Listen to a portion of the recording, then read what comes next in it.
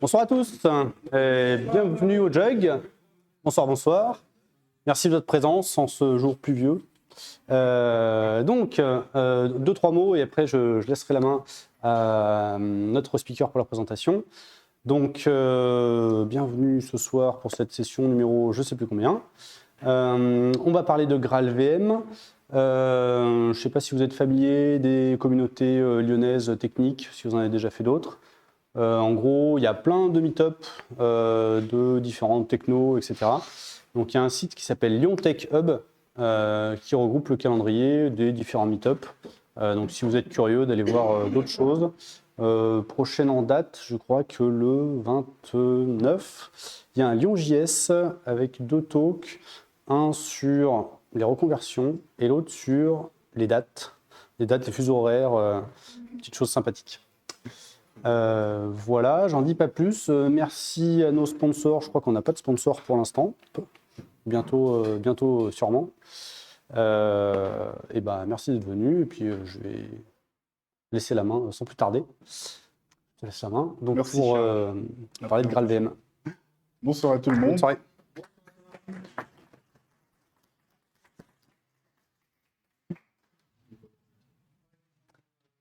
Merci Charles. Bonsoir à tous. Bonsoir. Je suis ravi de partager cette soirée avec vous. Moi, je m'appelle Elvadas Nono. Donc, mon prénom, c'est Elvadas. Mon nom, c'est Nono. Mais bon, peu importe. Nono, c'est très facile. C'est plus facile qu'Elvadas. Mais ne faites pas les blagues Nono, le petit robot. Non. Donc, vous pouvez m'appeler Elvadas ou Nono. Moi, je travaille chez Oracle à Paris, dans la Business Unit Java, qui reprend un peu toutes les activités qui ont été héritées du rachat de Sun Microsystems. Mon rôle principal, c'est d'accompagner les clients, les entreprises, dans la découverte des produits, également faire des talks comme ça aux communautés Java, principalement, mais également tout ce qui touche aux conteneurs, microservices, tout cet écosystème-là.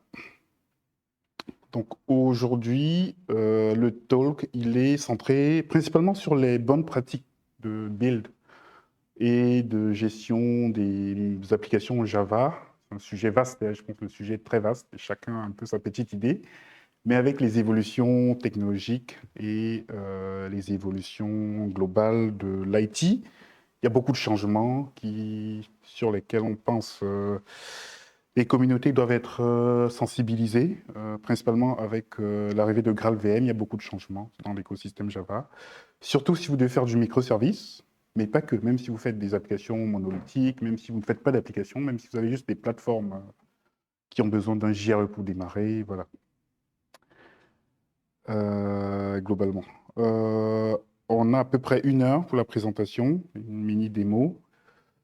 À la base, le sujet était beaucoup plus vaste que ça, donc il devait parler à la fois des best practices, mais également de comment faire de l'IA, du machine learning en Java, mais je ne sais pas si on aura le temps d'aborder cette partie-là, parce que c'est également un sujet qui revient et sur lequel on est beaucoup sollicité actuellement. Il y a beaucoup qui pensent qu'il n'y a que du Python pour faire le machine learning, mais en Java, il y a pas mal de librairies excitantes et super pour vous permettre de réaliser tout type d'opérations, soit les classifications, régressions linéaires, etc. Revenons du coup au sujet qui nous intéresse du coup, pour GraalVM. Est-ce que vous avez déjà utilisé GraalVM dans la salle? Quelqu'un a déjà utilisé? Non? Oui? Très bien, super. Il y a des gens qui connaissent déjà. Donc, GraalVM, on va le positionner. C'est comme son nom l'indique, c'est une machine virtuelle, mais pas qu'une machine virtuelle. Comment il se positionne dans l'écosystème Java? Donc, je vais faire un peu le tour. Au début, vous avez Java Community Process, je pense que tout le monde connaît, qui soumet les spécifications, qui développe les spécifications techniques. Ensuite, vous avez toutes les releases qui vont sortir, notamment les OpenJDK.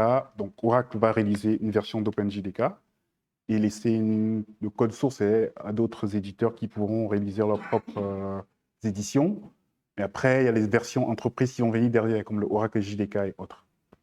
Maintenant, à côté de ça, on a GraalVM qui va se focaliser sur les technologies de compilation. C'est-à-dire, j'ai un programme Java ou autre, comme on va voir par la suite, comment je le compile de façon efficace.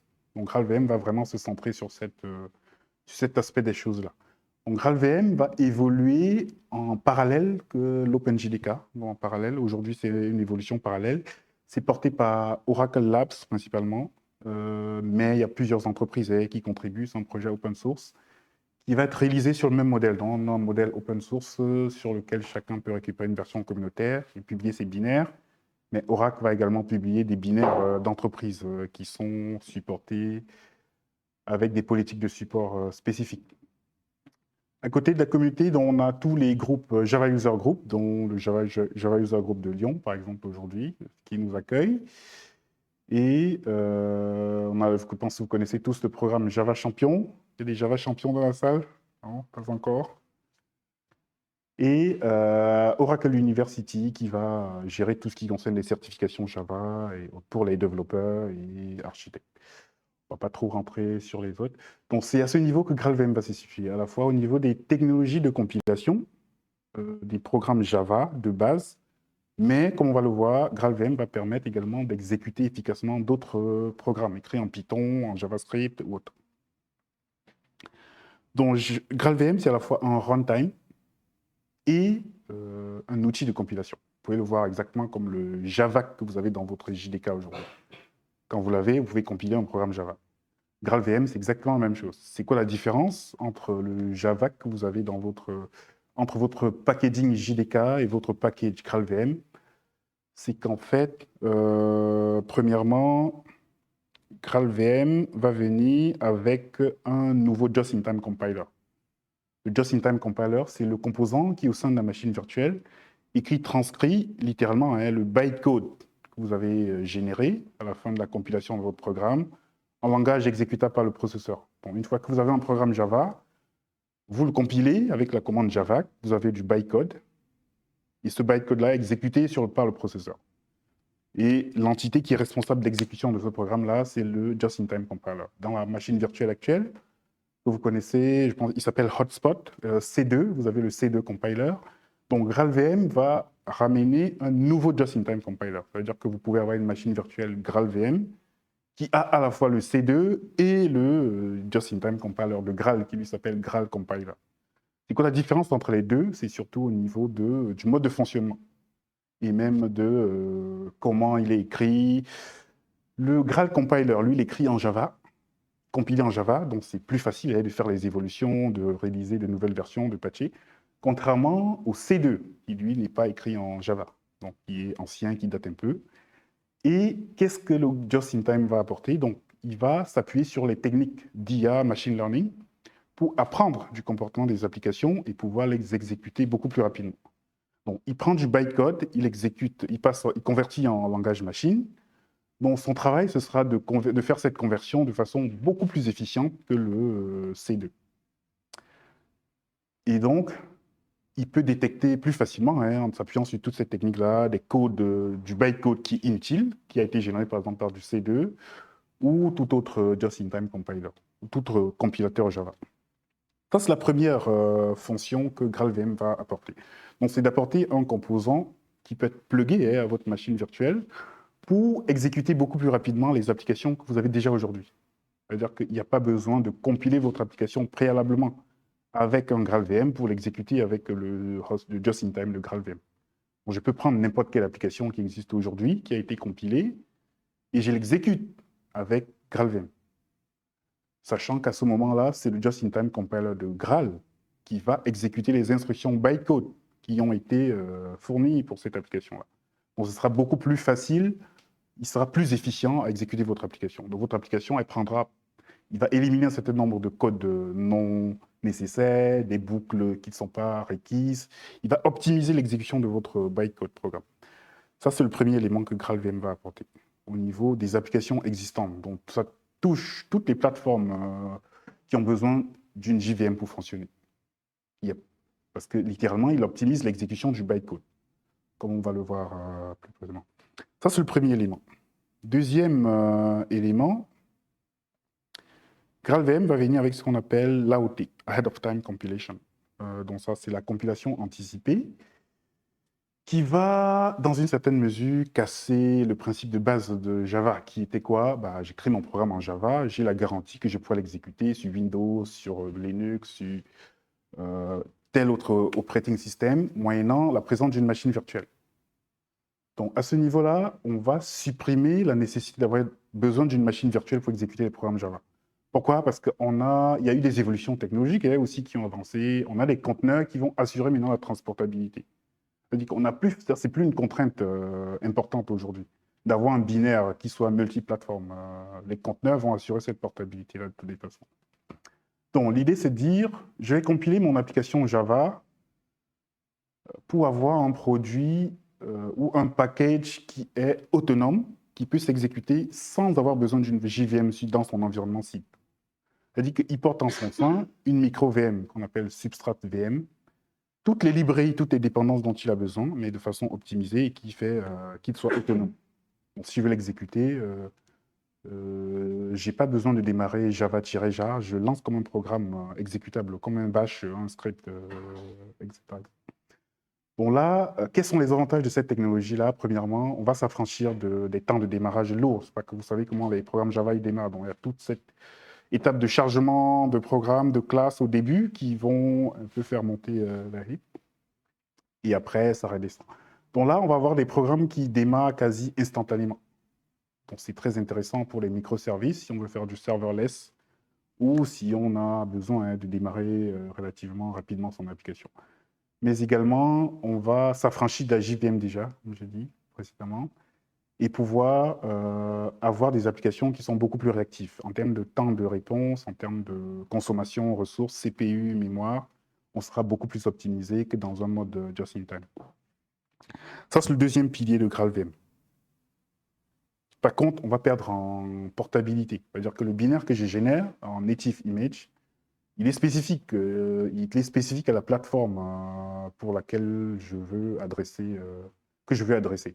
Mais avec les conteneurs et également avec ce qu'on va appeler les images statiques, je pourrais m'affranchir de cette contrainte-là, même si c'est plus vraiment un problème aujourd'hui avec les conteneurs.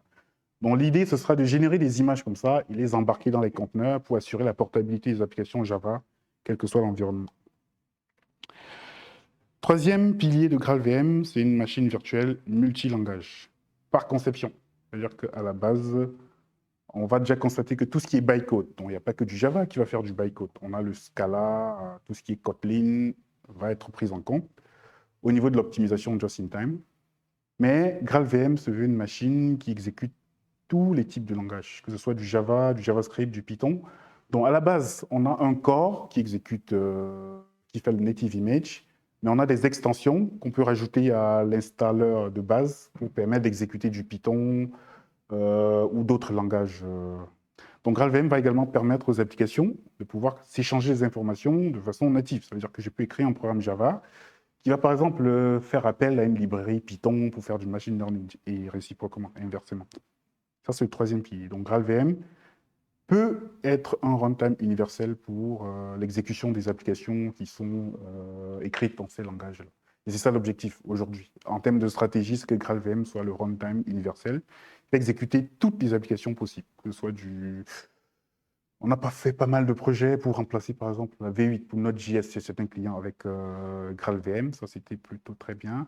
Il y a l'extension GraalPy pour exécuter du Python et plein d'autres extensions qui arrivent. Donc, en ce qui concerne les applications qui génèrent du bytecode, comme Java, Kotlin, Scala, etc., donc ce sera de façon transitive, hein, vu que le just-in-time, il sait optimiser du bytecode, que ce soit du bytecode généré pour Scala ou pour tel autre langage, il saura le faire. Donc ça, il va optimiser l'exécution du programme. Donc aujourd'hui, ça touche à peu près tout l'écosystème que vous pouvez connaître qui a besoin d'une JRE. Là, on parle vraiment du cas optimisation basique. Ça veut dire que j'ai une application qui fonctionne aujourd'hui avec un JRE. Comment j'optimise les performances de façon vraiment simple? C'est vraiment, j'ai juste à remplacer le Java Home. Je change de Java à runtime et je peux gagner jusqu'à 30 à 40% de performance en plus d'exécution sans avoir besoin de modifier mon programme. Si vous les connaissez tous, je ne vais pas tous les lister, du Tomcat, toutes ces applications-là qui ont besoin de démarrer, avec une JRE comme dépendance. Il suffira de remplacer le package que vous avez, ça ne sais pas trop quoi, sa version 8, version 11 ou 17, vous remplacez par le package GraalVM, qui lui a déjà les éléments de base que vous aviez, plus le just-in-time de GraalVM. En termes de constitution, c'est ça. Question, jusqu'ici? Non? Non? Yes. GraalVM est si bien, pourquoi il glisse encore l'OpenJDK? J'ai pas compris, pardon. Si GraalVM est si performant, pourquoi l'OpenJDK existe encore? L'OpenJDK, il faut que je reprécise par exemple. L'OpenJDK, comme on l'a vu au début, c'est un projet. GraalVM va se focaliser sur les technologies de compilation du Java. Donc, on a vu par exemple le Just-in-Time et l'AOT. Et en plus, GraalVM sera un composant de l'OpenJDK. GraalVM n'a pas vocation à remplacer l'OpenJDK. C'est juste un module complémentaire qui va s'intégrer même dans le JDK. Je pense Aura quand même annoncé la release de GraalVM dans l'OpenJDK. C'est-à-dire que les prochaines releases d'OpenJDK, vous aurez du composant en GraalVM intégré par défaut ou au choix. C'est-à-dire que je peux utiliser l'OpenJDK et dire bah, reste par défaut sur le just-in-time que tu as l'habitude d'utiliser, ou alors utilise l'OpenJDK, mais pour l'exécution des bytecode, switch sur le just-in-time qu'on parle de GraalVM. Il y a une option pour le faire. Quand on démarre, c'est -XX, use, JVM, CI compiler. Je peux préciser cette option-là quand j'exécute mon programme. Par défaut, il va utiliser le just-in-time qui est rattaché à la JVM, dont le C2. Mais je peux lui dire, exécute ce programme, mais utilise plutôt le just-in-time de GraalVM pour aller beaucoup plus vite. Bon, il n'a pas vocation à le remplacer. C'est deux usages très très différents. Donc GraalVM va se focaliser sur les technologies de compilation. Il va permettre à l'OpenJDK d'être encore plus performant, même, on va dire. Yes. Je vous propose qu'on pose des questions à la fin et on fera le micro. Comme ça sera enregistré en même temps. D'accord.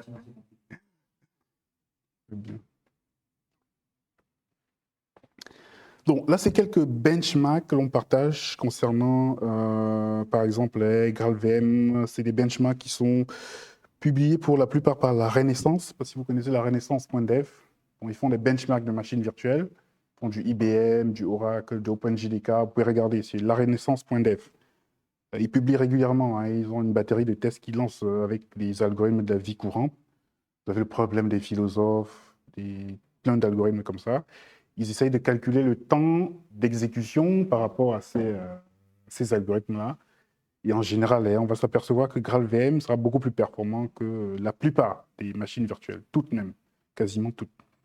Que ce soit en termes de temps d'exécution, mais également en termes de contraintes. Là, c'est un benchmark avec des ressources contraintes. On va se rendre compte que GraalVM va performer beaucoup plus avec pas forcément les mêmes ressources, avec moins de ressources que les autres JVM, sur les mêmes algorithmes, typiquement.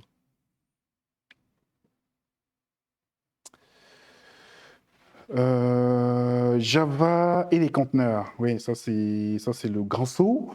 Aujourd'hui, ça c'est une statistique que je vous partage qui vient de New Relic. Je pense que c'est beaucoup plus. 70% des applications Java aujourd'hui, elles tournent en mode conteneur. Je ne sais pas si vous avez les mêmes statistiques dans vos entreprises. Non. Mais le problème aujourd'hui, c'est que, on va dire que plus de 90% de ces applications-là, elles ne sont pas adaptées pour fonctionner en mode conteneur. Et on va voir pourquoi. Ou alors, elles ne sont pas bien faites en mode conteneur. Mais ce n'est pas de la faute de ces applications-là, hein, c'est des évolutions qu'il faut prendre en compte simplement. Donc, comment le GraalVM Native Image va permettre d'exécuter 5 fois plus rapidement et de démarrer 100 fois plus rapidement les applications. Ça, c'est l'objet de la prochaine slide. Donc là, j'ai toujours mon application Java. Je vais la passer à la moulinette de GraalVM en utilisant le composant Native Image. S'il y a des gens qui ont déjà fait du Quarkus, normalement, c'est la même techno qui est embarquée derrière. Donc, Quarkus utilise par exemple la version Community de GraalVM pour compiler votre application en natif directement. Donc, quand j'ai passé mon application, je vais générer un binaire qui est spécifique à la plateforme. Il pourrait être un binaire Linux, un binaire Windows, un binaire macOS. Mais c'est après cette étape-là que je pourrais optimiser mon application Java. Comment ça se passe littéralement? Donc, là, on a l'application. Bon, là, vous pouvez considérer tout votre code de source en Java. Vous avez les librairies et dépendances que vous avez rajoutées à votre projet. Vous avez les classes du JDK qui sont nécessaires, par exemple, pour exécuter votre programme. Et vous avez la micro-VM substrate. Tous ces 4 éléments-là vont passer à une moulinette qui va faire ce qu'on appelle du point-to-point analysis pour détecter les chemins d'accessibilité de votre programme. Ça veut dire qu'on va retrouver, par exemple, la même classe. À partir de la même classe, qu'est-ce qui est accessible, etc., etc. On va créer comme ça ce qu'on appelle une image de code qui correspond à votre application. C'est-à-dire qu'il y a un graphe de dépendance des classes qui est créé et qui permet de savoir, et dans votre programme, s'il y a une classe qui est appelée ou pas. Lorsqu'il y a de la réflexion, il y a des outils qui permettent de détecter les classes qui sont appelées avec réflexion. Il y a un agent qui permet de le faire, que ce soit la réflexion, les proxys, il y a des outils qui sont fournis pour le faire. Et donc, à partir de ce graphe-là, on va construire l'image de votre application, qui sera un binaire qui contient à la fois du code, une section data, et qui est prête à être utilisée avec cette micro-VM. Vous aurez toujours la possibilité de passer toutes les options que vous connaissez à votre JVM. C'est celle-ci qui fera office de VM. Par contre, elle est embarquée dans votre application. Donc, votre application a tous ces éléments-là. Et c'est optimisé à la fin pour vous produire un binaire. En termes de performance, là, on a quelques benchmarks de l'engineering que j'ai partagé avec vous sur un Hello World simple. Je prends un Hello World Java simple en termes de temps d'exécution. Si j'utilise par exemple du Java 11 avec la hotspot, donc le C2, vous connaissez, je suis à peu près à 100 millisecondes. Je fais la même application en Go, à peu près 2-3 millisecondes. L'application en C, c'est la plus performante. Il n'y a pas plus performant. Par contre, GraalVM va se situer, si vous compilez votre Hello World en native image, ça veut dire que vous utilisez le composant GraalVM native image pour compiler en natif, donc utiliser toutes les mécaniques, il va se situer entre le C et le Go, typiquement, en termes de performance. On va réduire comme ça les temps d'exécution, les temps de démarrage et même les ressources qui sont utilisées par votre application pour avoir une application vraiment optimisée. Et c'est en ça qu'on dit qu'aujourd'hui, la plupart des applications qui sont en mode conteneur en Java, elles ne sont pas optimisées. Parce que la majorité, qu'est-ce qu'elles vont faire? Elles vont dans un Dockerfile, intégrer une JVM comme ça et démarrer l'application. Alors qu'à force, il aurait fallu faire comment? Il aurait fallu générer d'abord une image native comme celle-là, et ensuite l'intégrer dans un conteneur. Quelques autres benchmarks, dont j'ai quelques frameworks qui ont été benchmarkés, donc Quarkus, Micronaut, Helidon, Spring Boot, ils sont arrivés un peu en retard, et Spring Boot c'est un peu complexe avec tous les proxys et autres. Donc aujourd'hui, si vous utilisez Native Image avec l'un des frameworks, vous avez la garantie de réduire, d'optimiser les temps de démarrage jusqu'à presque 100 fois, on va dire, 100 fois plus rapide. C'est-à-dire je prends la même application, je la recompile simplement en Native Image, je ne change rien du tout. Là, c'est des benchmarks qui sont faits avec un CRUD. C'est-à-dire que j'ai fait une API CRUD, je balance par exemple un appel. Là, c'est vraiment le temps de démarrage. Ça veut dire que l'application, elle est prête à servir. Ça veut dire que si vous envoyez une requête, elle sera servie sans chargement retardé de composants. En termes de consommation mémoire, c'est à peu près les mêmes stats. On a du Quarkus. La même application, elle va réduire jusqu'à 10 fois la mémoire utilisée. Avec Micronaut, ça a beaucoup évolué, ça va être beaucoup plus maintenant. Et du Helidon, à peu près 4 à 5 fois, pareil. Il y a pas mal de références. Je pense que mon slide n'est pas à jour sur la France, mais il y a pas mal. Aujourd'hui, chez Oracle, par exemple, tous les services qui gèrent le cloud d'Oracle, qui sont développés en Java, ils ont tous été migrés sur du GraalVM. Il n'y a plus aucun service annexe au niveau du cloud Oracle qui fonctionne avec du Java Hotspot. Tout fonctionne en Oracle GraalVM maintenant. Goldman Sachs, on a fait pas mal de projets avec eux, surtout dans le cadre du multilingue, c'est-à-dire qu'avoir des applications à la fois en Python, en Java, qui sont exécutées sur le même runtime. La Standard Chartered Bank, Nvidia, Facebook également utilise GraalVM. Twitter, ça c'est l'exemple le plus patent. En fait, si vous avez un fil d'actualité Twitter, tous les services, ça s'appelle plus Twitter depuis que notre ami Elon est passé par là. Tous les services qui vous permettent de consulter votre fil d'actualité, de poster des tweets, ils sont écrits en Java, ces microservices-là. Et Twitter avait remplacé, ça date de 2-3 ans déjà à l'époque, ce projet-là, remplacé, c'était du Java 8, remplacé simplement le runtime de ces microservices-là par GraalVM. C'est-à-dire que c'est du just-in-time. Là, on parle du just-in-time, donc c'est remplacement c'est l'optimisation de l'exécution du bytecode et pas compilation native. Simplement en faisant ça, ils ont pu optimiser, gagner en latence et en performance jusqu'à 20%, sans rajouter une seule VM. C'est-à-dire qu'ils peuvent absorber 20% de tweets en plus par rapport à leur capacité maximale, sans rajouter une VM, sans rajouter un seul CPU. Simplement en virant le Java et en remplaçant par GraalVM. Et afficher votre timeline 30 fois beaucoup plus rapidement que par le passé.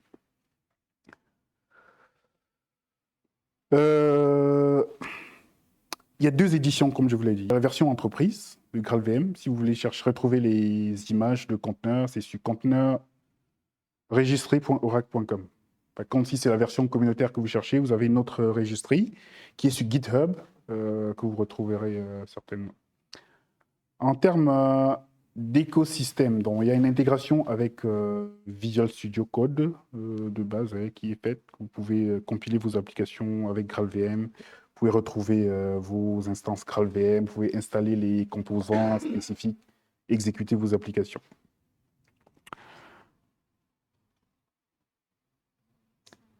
IntelliJ, pareil. Mais il y a également pas mal de add-ons qui sont fournis, principalement avec Visual Studio Code. GraalVM pour Micronaut, je ne sais pas si il y a des gens qui utilisent du Micronaut ici, non? Non? Quarkus, plus Quarkus que autre chose, d'accord. En fait, Micronaut, c'est un framework qui a été conçu comme Quarkus, du coup, de façon native, pour faire du Java microservice de façon native. Il est assez performant, hein, il peut vous permettre de faire des applications très très rapidement pour du microservice, du multi-cloud, etc. Et donc GraalOS, c'est une compilation d'un certain nombre de dépendances pour vous permettre de faire ça vraiment simplement en fonction de votre cloud provider. Si vous êtes sur Amazon, Oracle, Microsoft, etc. C'est simplement ce qui va vous permettre de faire. Vous avez des plugins pour la plupart des IDE, que ce soit ou des outils de compilation. Si vous faites du Maven, vous avez un plugin Maven pour compiler votre application en natif. Si vous utilisez des paquets Buildpack, ça, vous avez également la possibilité de vous connecter directement à un GraalVM pour réaliser certains stages. Vous avez du Spring AOT, et du Spring Boot et du Micronaut GraalVM qui est également disponible. Vous pouvez regarder à ces liens-là. Je vous enverrai la présentation zip pour que vous puissiez avoir accès aux liens.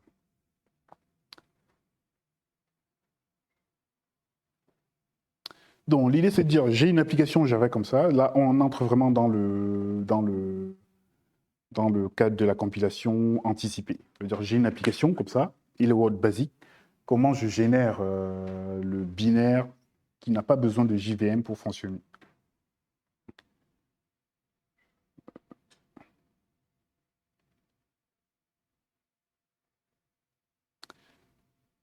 C'est très, très simple. Quand vous installez GraalVM, vous avez un composant qui s'appelle Native Image, qui vient avec, donc c'est une extension, qui est un binaire sur votre machine. Vous pouvez cloner ce projet-là. Je lance simplement la commande Native Image. Elle a besoin de quoi? Soit de votre class path, donc ça c'est la liste des librairies que vous avez dans votre class path, soit d'un jar. Je peux passer un jar, et à la fin de la compilation, il me génère un binaire, Hello App, là, tout à la fin. Et c'est ça mon binaire. J'ai juste à le lancer sans besoin d'une JVM. Je fais ./Hello App, c'est la même application qui s'exécute complètement. C'est ça l'idée de base. Après, il y a des utilités qui vont vous permettre d'optimiser la taille de ce binaire-là. Vous avez des trucs comme UPX, qui vous permettent de repackager l'application qui est générée à la fin pour réduire encore sa taille, si vous voulez l'embarquer dans un conteneur.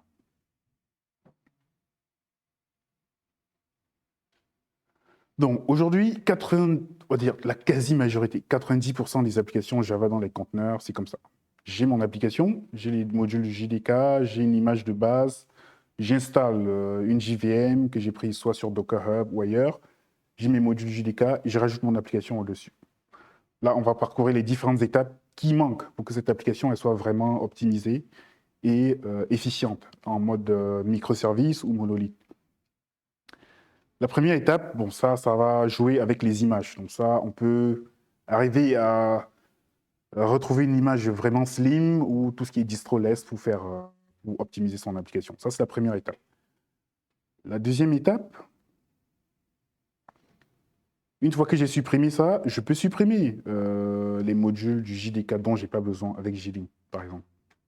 Ça, beaucoup ne le font pas, mais bon, c'est une étape assez qui peut vous permettre de réduire encore la taille de vos applications. Une fois que j'ai passé cette deuxième étape, je peux passer à une troisième étape encore plus intéressante. Ça veut dire que je peux... je pense qu'il y a une étape qui est en trop.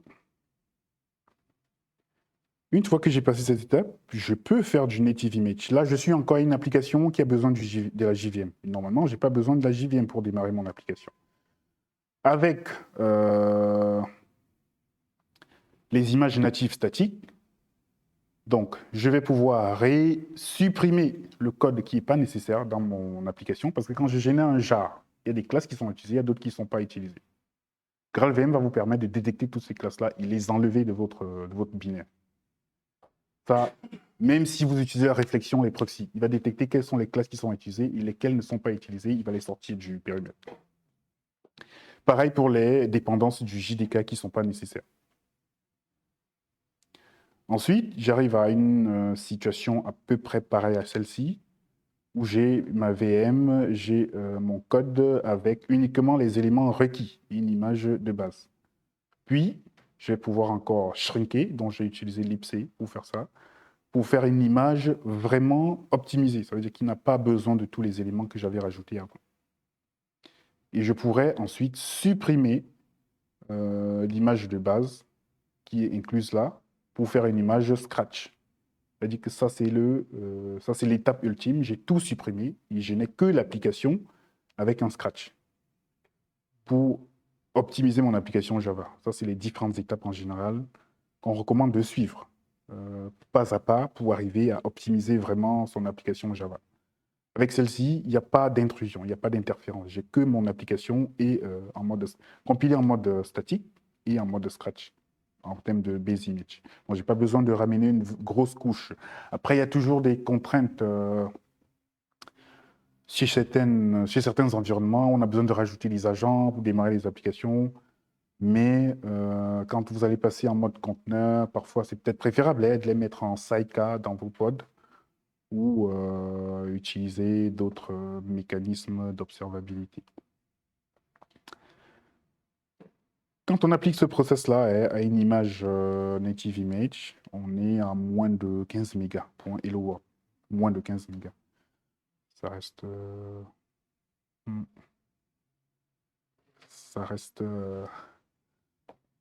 important. Maintenant, on va refaire un focus, on va repréciser le just-in-time et le AOT. Donc, quand vous avez une application, en général, vous avez ces 5 axes-là de performance. Le packaging, ça correspond à la taille de votre package. Si j'ai un jar, où est-ce que je vais me trouver si je fais, par exemple, du just-in-time? Quand on parle de just-in-time, ça veut dire que j'ai une application, je la démarre en faisant java-jar, par exemple, je mets le nom de mon jar. Ça, c'est le mode just-in-time. J'ai besoin de la JVM. Par contre, le mode ahead of time, je n'ai pas besoin de la JVM. J'ai compilé mon application en utilisant GraalVM Native Image. On va se rendre compte qu'en fait, par défaut, voilà les axes que vous allez optimiser. Si vous faites java-jar, votre application elle sera optimisée pour les débits et la latence. Par contre, vous ne serez pas à l'optimum pour la taille de votre package, la mémoire utilisée et le temps de démarrage. Quand vous faites java-jar, vous mettez un nom du jar. Vous allez avoir une application qui est ultra performante sur ces 2 axes-là, la latence et le débit. Par contre, elle ne sera pas optimisée pour ces axes-ci.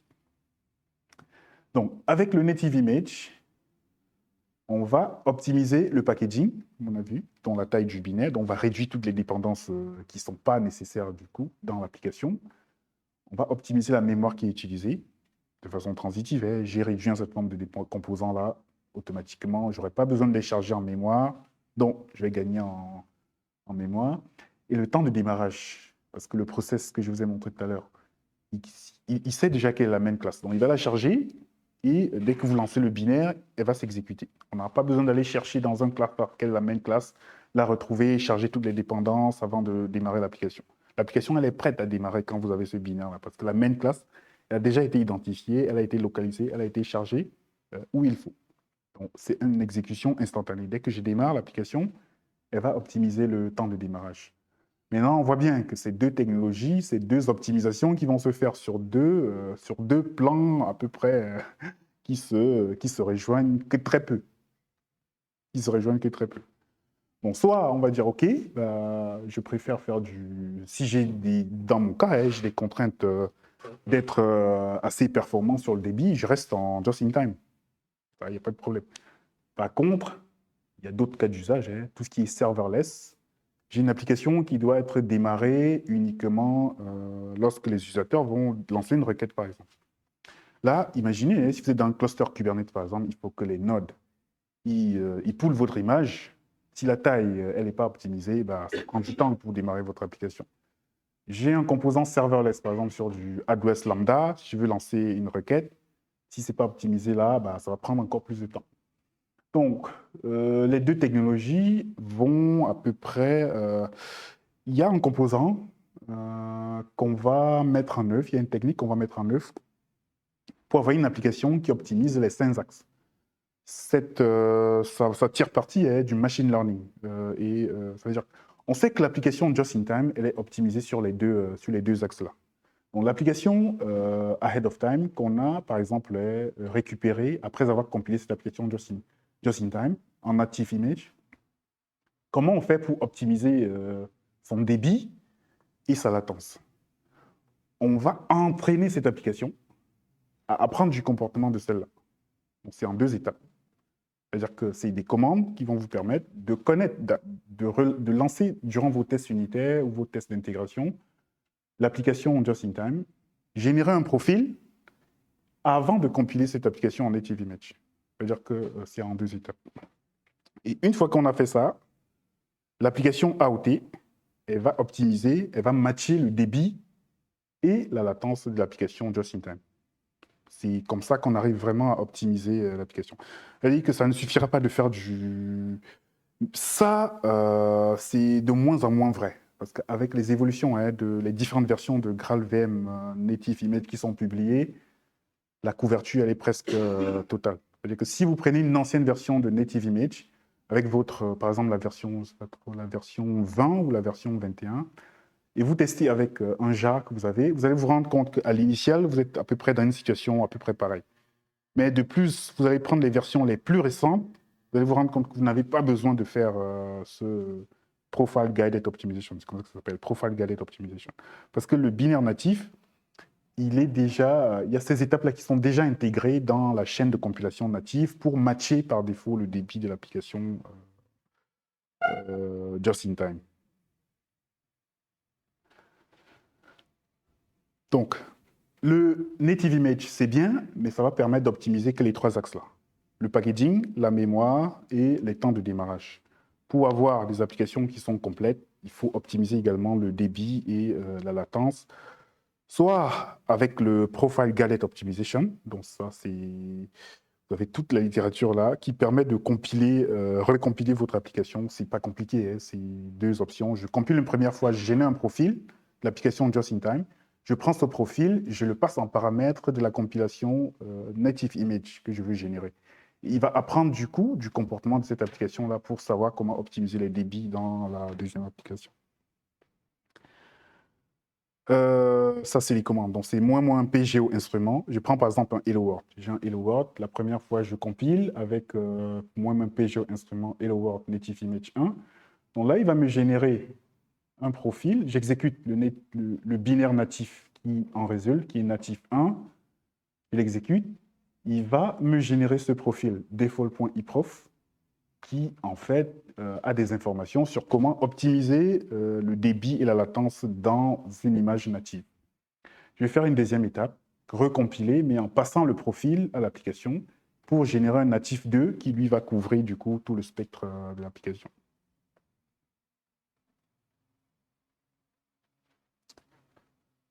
Là, c'est à peu près le détail. Donc, première étape, je génère mon profil.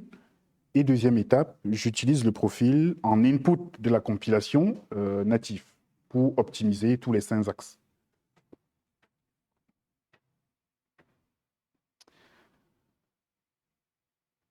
Donc, GraalVM, aujourd'hui, vous avez un support dans la plupart des frameworks, microservices du marché. Spring Boot, récemment, ils ont annoncé. Micronaut par défaut, conçu pour. Quarkus, pareil, conçu pour. Quarkus, il a même été conçu à la suite quand GraalVM, les premières versions de GraalVM sont sorties. C'est là que Quarkus est arrivé. Netty, Helidon, donc c'est idéal pour tous vos conteneurs. Et si vous avez des applications sur Kubernetes, Docker, c'est ce qu'il faut.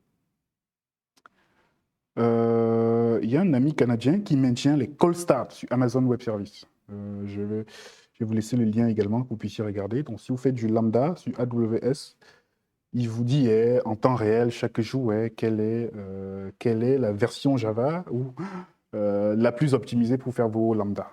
En général, c'est cette page-là qui recense les temps de réponse, les benchmarks, qui vous permet comme ça de savoir quel runtime utiliser. En général, GraalVM performe très très bien là-bas. Donc là, c'est l'architecture basique. Si vous faites du Lambda, comment optimiser vos Lambda? En général, c'est un native image que vous injectez dans le composant et ouais, je regarde. Est-ce que GraalVM c'est parfait? Là, je vous partage les feedbacks. Parfois, les temps de build peuvent être très longs pour certaines applications en fonction de ce que vous avez à faire, en fonction des frameworks que vous avez utilisés. Donc, si vous partez d'un monolithe que vous essayez de migrer en native image, vous pouvez rencontrer ces temps de réponse, ces temps de compilation. Mais vous pouvez avoir, il y a ce qu'on appelle un dependency reachability qui permet comme ça de partager les feedbacks par rapport à la compatibilité de certaines dépendances, de certaines librairies par rapport à cette technologie-là. Et globalement, c'est à peu près tout. Là, je vais vous présenter vraiment rapidement un Sample Lab. L'idée, c'est de vous montrer. C'est une petite application qui est faite à la fois en Spring Boot et en Micronaut. Donc, on va se positionner dans le contexte de la finance. Donc là, typiquement, ça, c'est la formule du Present Value Model pour calculer le prix d'un bon. Si vous avez un bon financier, par exemple un instrument financier, on vous demande par exemple quel est le prix. Je ne sais pas si vous connaissez, vous êtes très familier avec ce langage de la finance là. En fait, un bon, c'est quoi? C'est un instrument financier avec la banque ou tout autre organisme de trading peut vous proposer. Ils vous disent par exemple, OK, on vous vend cet instrument, le coupon c'est 100 € et vous allez avoir un taux d'intérêt de 5% par exemple pendant 3 ans. Ça veut dire qu'en fait, pendant 3 ans, ils vous payent le taux d'intérêt. Et à la fin, à la maturité, ils vous reversent le coupon. À combien vous allez payer ce produit financier aujourd'hui? Donc là, la formule est simple. Le present value model dit, c'est les discounted cash flow. Donc je prends tous les cash flows et je fais un discount par rapport au taux d'intérêt et au taux du marché. Donc là, pour tous les coupons, j'additionne. Je prends le coupon de la première année sur 1 plus taux d'intérêt puissance 1, ainsi de suite, jusqu'à la dernière valeur qui est à maturité, le coupon en lui-même.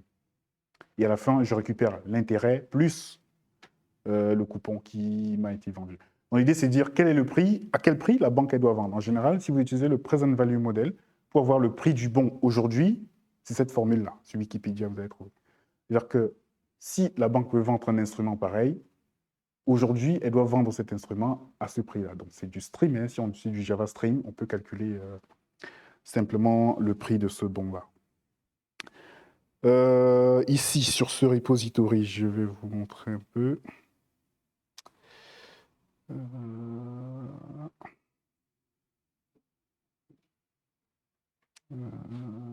bon, il faudrait que je...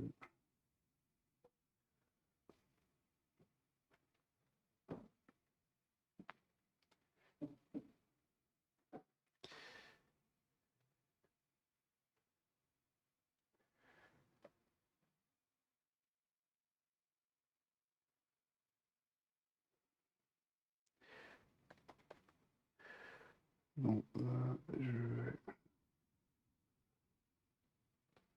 donc là, j'ai une station, hein, j'ai une station dans le cloud sur laquelle j'ai l'application. Ouais, pardon. LS. Donc, c'est du Micronaut, mais sur le repository, vous avez la version Spring Boot également, hein, qui vous permet de voir un peu comment c'est organisé. Si je vais un peu dans le code source de façon simple, pardon.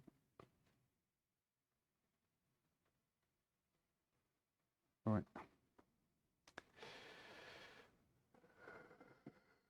pardon. Je vais déplacer ça là. Ouais, en fait, j'ai tant. Bon, c'est une application, on va dire, à un seul contrôleur, hein, c'est un contrôleur basique, où je prends simplement le nom du bon, le principal, qui est le montant du coupon, la maturité, le nombre d'années. Et là, j'ai le taux d'intérêt du marché, donc le taux d'intérêt du marché et le taux d'intérêt auquel la banque vous le propose, par exemple. C'est deux taux qui sont différents. Donc, on fait un stream, on parcourt les années de 1 à l'année plus 1 jusqu'à la maturité et on fait le discounted cash flow de tous les cash flows et on l'additionne. Puis à la fin de l'année ou à la fin de la maturité, lorsque la maturité est atteinte, on rajoute le principal qui lui-même est discounted cash flow et et on retourne le montant le prix du coupon qui doit être vendu aujourd'hui. Donc, c'est une API vraiment simple comme ça. Maintenant, je vais exécuter cette API en Java, Java-jar, donc en mode just in time. Et après, je vais la compiler en native image pour voir un peu les temps de démarrage, les temps d'exécution par rapport à cette application-là, globalement. Donc ça, ouais, j'ai un peu du mal avec ma souris. C'est bon.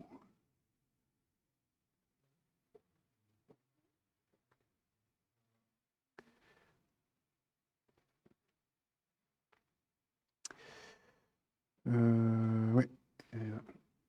Donc là, j'ai compilé l'application, hein, elle est opérationnelle, elle est open running. Donc si je fais simplement une commande de ce type-là, donc là, j'ai le price, le nom du bon, Zenica, le coupon, 100, la maturité 10 années, le taux du marché 0,5, donc 5% tout à la fin, et le taux auquel vous allez être vendu, donc 3%, je valide, donc j'ai un montant. Aujourd'hui, pour vendre ce produit, c'est à peu près 117. Normal. Parce que là, on vous vend le bon à un taux d'intérêt qui est inférieur au taux du marché. Bon, il faut payer le premium qui va avec. Si je change par exemple là, je dis OK, bah, la banque elle dit le taux d'intérêt du marché il est à 5%, mais on va vous le vendre à 7%. Bah, c'est un bon qui baisse, c'est ça. Donc l'idée c'est de lancer, démarrer déjà cette application en mode natif.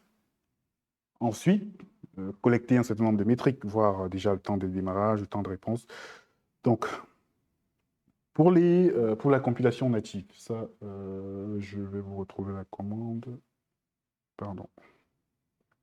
Là, c'est la version native qui est exécutée. Je vais vous la prouver, je vais vous la montrer.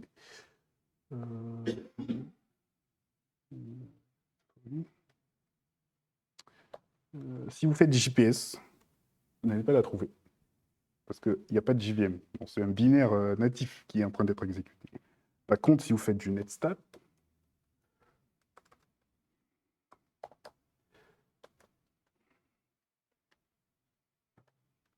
voilà, 80-80. Ah, pardon. J'ai un thé qui est parti en vacances. Stop. Vous voyez, il y a une application qui tourne. Il y a quelque chose qui tourne. Donc, c'est Target. Vous voyez, Target, c'est le process. Yes. Donc, c'est celui-là. C'est le 20.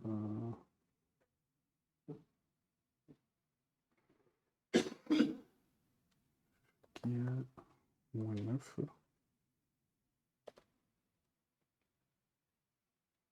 Ah, il y a un PS qui s'est. Voilà, si je relance.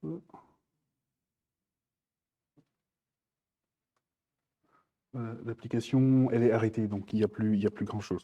Donc globalement, pour compiler mon application, je la compile comme j'ai l'habitude de la compiler, donc c'est MVN Clean Package.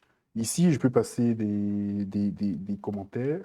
Packaging égale native image. Ça, c'est spécifique à Micronaut et à Maven que j'ai configuré là. Mais vous regardez, si vous utilisez par exemple du Gradle, c'est d'autres paramètres différents. Native image.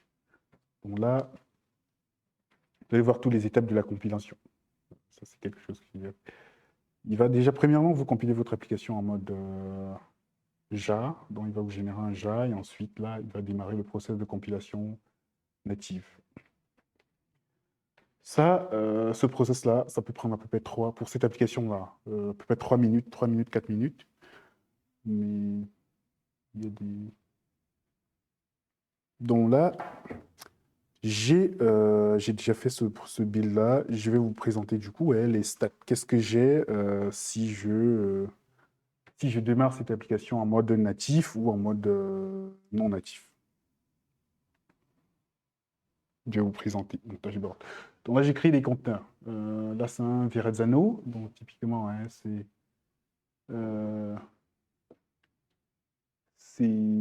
un Grafana qui prend simplement deux applications. La première version, c'est la version Just in Time qui est là. La mémoire de base, c'est 216 mégas. Et si je passe en mode il est donné quand même par le 29%, d'habitude c'est minimum 75%, il fait des mots, je sais pas. Donc là, vous avez la mémoire si l'application est en mode just in time, et là, la mémoire si l'application est en mode native image. Je pense que c'est le... Il y a du trafic en cours, certainement. Et ici, vous avez les temps de démarrage. Là, votre application, elle démarre en mode conteneur, dans un jar. Donc, c'est un jar qui a embarqué une JVM pour démarrer, 16,5 secondes. Et la même application, compilée en mode natif, elle démarre en 56 millisecondes, typiquement. Et là, je vais vous montrer du coup la courbe du trafic. Ici, je vais générer de la charge sur les deux applications. Là, c'est pas encore terminé. Je vais générer de la charge sur ces deux applications-là. Et je vais revenir sur...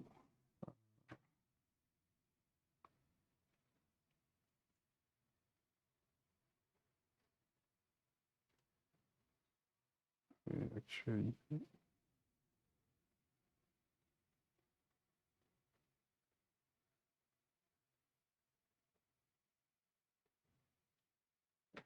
voyez, donc là, il commence à avoir du trafic, des appels sur ces deux applications-là. En vert, vous avez la version OpenJDK en mode just in time. Et en orange, vous avez la version native image. Comme vous le voyez bien, hein, pour cette version, il n'y a pas de PGO, il n'y a pas de Profile Gallery Optimization. Donc, normalement, le just in time doit être plus performant que le native image. C'est le cas. Par contre, si vous passez en PGO, normalement, les deux doivent converger à peu près sur la même ligne.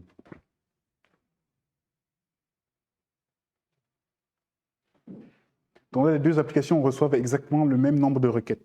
C'est deux namespaces différents dans le cluster. Pas de restrictions spécifiques, mais exactement la même charge de travail.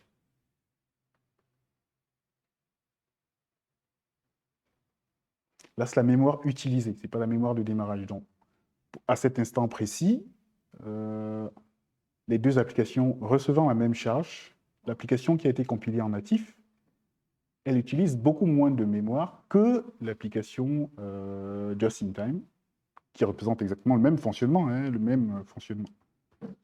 Par contre, en termes de temps de démarrage, bon, ça c'est une fois, on prend ces métriques une fois au démarrage des conteneurs, et s'il tombe, il revient. C'est 100% quasiment l'optimisation. Ça veut dire que je passe une application de 16 secondes à peu près 56 millisecondes. Par contre, au niveau du temps des débits, l'application en just-in-time, elle est censée être plus performante que l'application native image. C'est ça de base. Et si vous y mettez du just-in-time, du profile guided optimization, les deux courbes sont censées à peu près être croisées sur les mêmes lignes. Le AOT ne va pas au-delà des performances du just-in-time en termes de débit. En général, c'est à peu près la même chose. C'est le maximum. Il ne peut pas aller au-delà.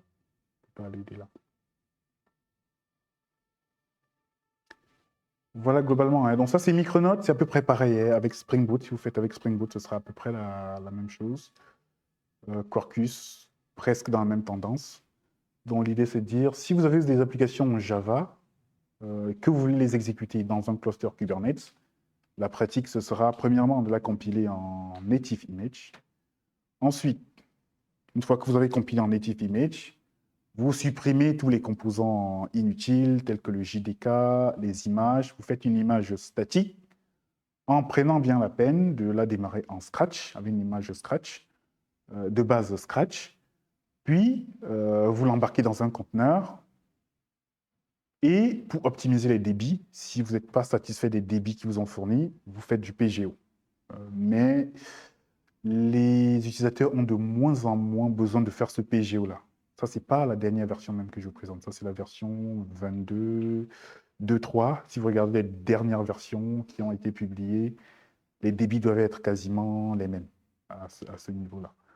Voilà, globalement, hein,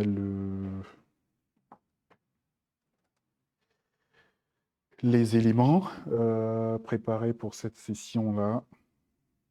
Là, vous avez le lien du repository. Vous pourrez tester par vous-même. Il n'y a pas besoin forcément d'avoir du Grafana, même si vous avez du Jagger ou autre pour collecter les métriques, ce sera exactement pareil.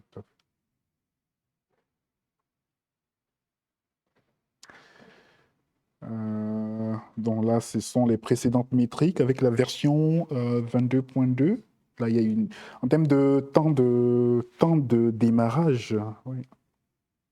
Là, on est passé de 98 à 100%. La précédente release encore, j'ai pas encore les statistiques avec la dernière version, mais je pense qu'on est sur du 100% et à peu près... Donc, au fur et à mesure du temps, vous allez vous rendre compte que les applications que vous aviez avant, les nouvelles releases de GraalVM, elles intègrent ces optimisations-là et vous permettraient d'être beaucoup plus performants et ne vous restreignent plus à utiliser, par exemple, du Profile Guided Optimization. Voilà, messieurs et dames. En tout cas, c'est ce que j'avais préparé pour la partie microservices GraalVM. Je ne pense pas qu'on aura le temps de voir la partie machine learning et AI en Java. Bon, on pourra voir pour plus tard, certainement. La fin de la présentation, c'est le moment des questions. Si vous avez des questions...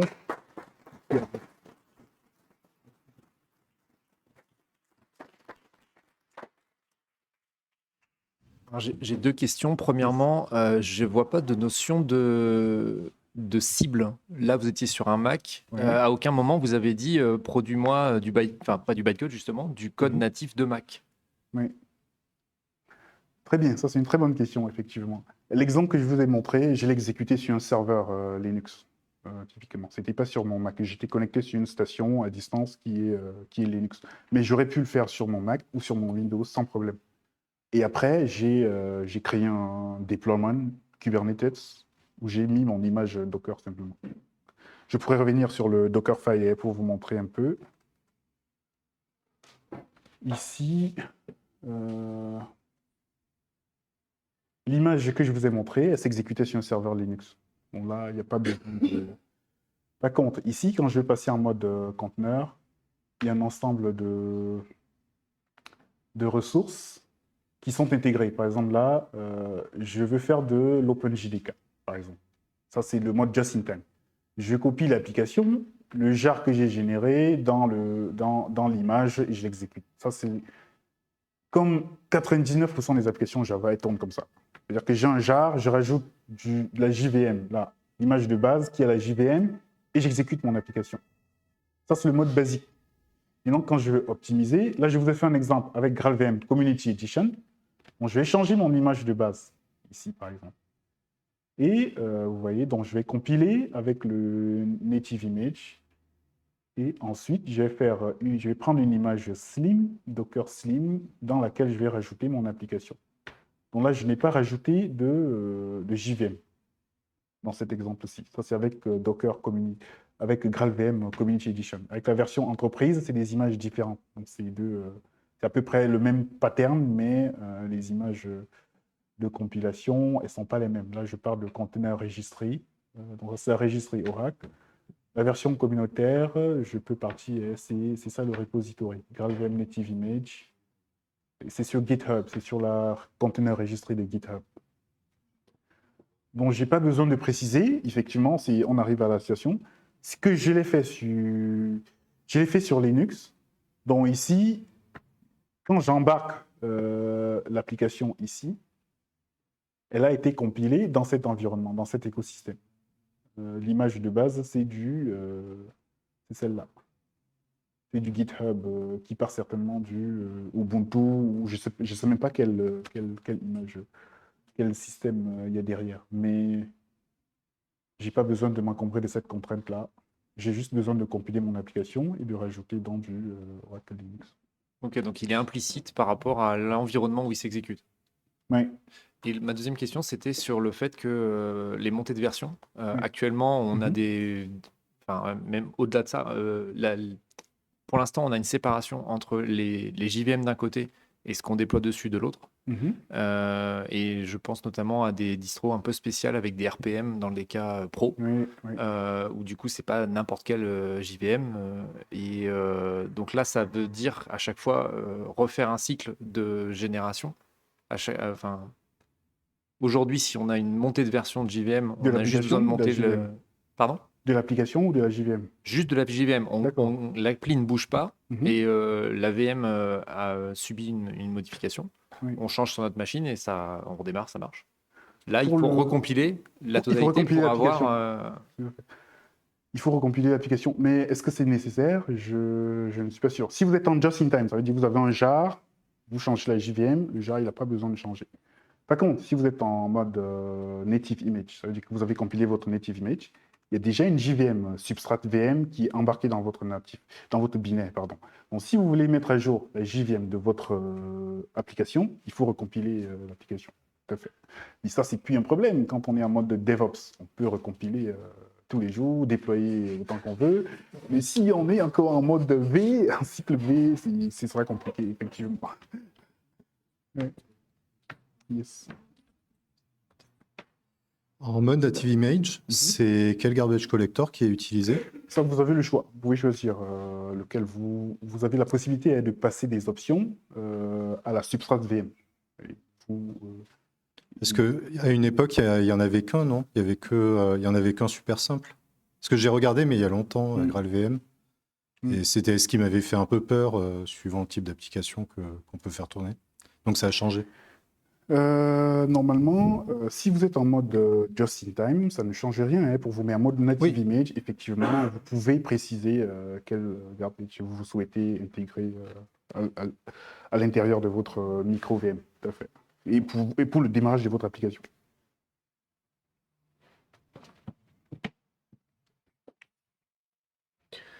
Tout à l'heure, vous êtes passé sur les différentes éditions GraalVM Entreprise et version Community. Quelle différence entre les deux?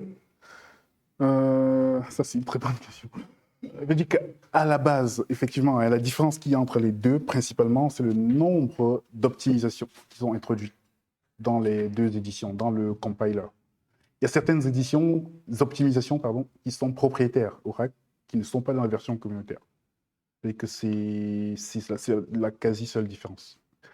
Il y a également, si vous faites par exemple, il y a la compression des pointeurs également dans la version entreprise. Si vous exécutez par exemple du C ou du C++, qui est possible avec GraalVM, vous avez un contexte qui est bien délimité et qui ne permet pas en sorte que votre application aille, que des applications aillent taper dans une zone mémoire qui n'est pas prévue par exemple. Ça, c'est que dans la version entreprise. Dans la version communautaire, c'est possible que votre application elle sorte de la zone mémoire qui lui est allouée. La version entreprise, donc nombre d'optimisations. Il y a des optimisations entreprises qui ne sont pas dans la version communautaire, mais les optimisations de base y sont dans la version communautaire. La notion de profil est, Oui. la notion de profil est dans la version communautaire. À la base, ce n'était pas dans la version communautaire, mais depuis la dernière release, Oracle a décidé de réaliser ça complètement dans la version communautaire. Normalement, vous devez l'avoir dans la version communautaire, tout à fait. Le Profile Galette Optimization.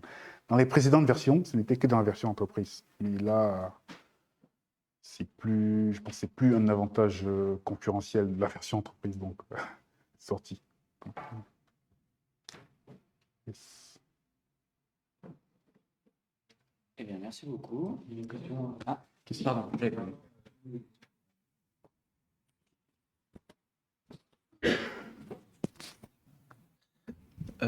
C'était par rapport quand on compile une image native, du coup, est-ce qu'il y a des différences notables entre deux OS? C'est typiquement, on va développer sur du Windows et on va déployer ça sur du Linux. Est-ce qu'il y a des différences notables ou pas?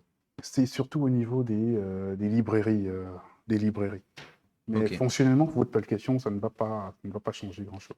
Et la deuxième question que j'avais, c'est vous avez parlé d'une notion de profil qu'on fournit justement dans la compilation AOT. Et est-ce que ce profil, il a besoin de quelle étendue pour être pertinent, pour faire une compilation qui a du sens? Et est-ce que ce profil, on doit le refaire à chaque compilation ou pas? Le refaire à chaque compilation, pas nécessairement. Mais peut fournir si le le même profil. spectre fonctionnel de l'application. En fait, il a besoin du minimum, comment on va appeler l'ensemble des tests de votre application en mode just-in-time. Ok. Les chemins les plus utilisés de votre application. Ça veut dire que si vous avez une application, par exemple, qui fait un CRUD de créer, modifier et supprimer une entité, par exemple, une API, vous démarrez votre application just-in-time, vous exécutez ces 4 fonctions-là, c'est suffisant, il n'a pas besoin de plus. Donc c'est le core, c'est l'ensemble des fonctionnalités que vous souhaitez optimiser, ça dépend de vous. Donc je peux réutiliser le même profil pour un build qui n'a rien à Exactement. voir. D'accord. Exactement.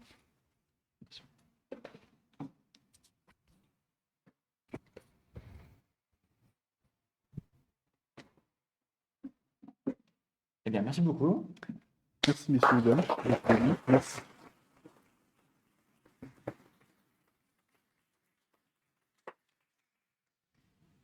Bon,